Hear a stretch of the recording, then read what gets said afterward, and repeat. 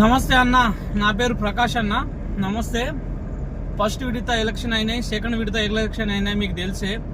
కానీ ఒక్కొక్కరు మ్యాక్సిమం 12 నుంచి 14 లక్షలు, 14 నుంచి 20 లక్షల వరకు ఖర్చు పెడుతున్నారు. మందు తాగించడం కానీ, ఉంగరాలు వాళ్ళకు గోల్డ్ ఉంగరాలు ఇప్పించడం కానీ, ఎందుకంటే నాకు ఓటు వస్తాయి నా ఫ్యామిలీ నుంచి అని ఆయన ఆశపడి కొంచెం అంత పని చేయకుండా అన్న. ఇక్కడ మేము అన్నీ చూసినాం, మీరు కూడా జాగ్రత్త ఉండాలన్న. ఎందుకంటే ఇప్పుడు థర్డ్ విడత చాలా జాగ్రత్త ఉండాలన్న. సర్పంచ్ మీరు నిలబడేటోళ్ళకి అందరికీ నా యొక్క విజ్ఞప్తి ఏంటంటే ఇది చాలా డేంజర్ అన్న. అందుకోసం నేను ఒకటే చెప్తున్నా అన్న, మీరు సర్పంచ్ నిలబడితే ఓకే, కానీ డబ్బులు అగదం ఖర్చు పెట్టి మా సైడ్ 2 విడత వరకు అయితే మంచిగానే ఎలక్షన్ అయినాయి, మంచి ఎలక్షన్ పెట్టిరు.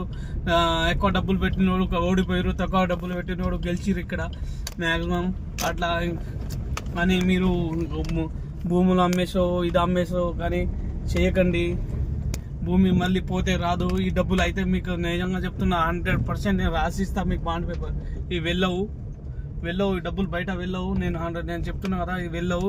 ఎందుకంటే లాస్ట్ టైం కూడా కేసీఆర్ సార్ ఏమన్నాడంటే నేను 10 లక్షలు ఇస్తా ఏకగ్రీవం అయితే అని అన్నాడు. కానీ ఒక్కరికి ₹1 ఇయ్యలే. అందరూ మొత్తం చాలా మోసపోయారు.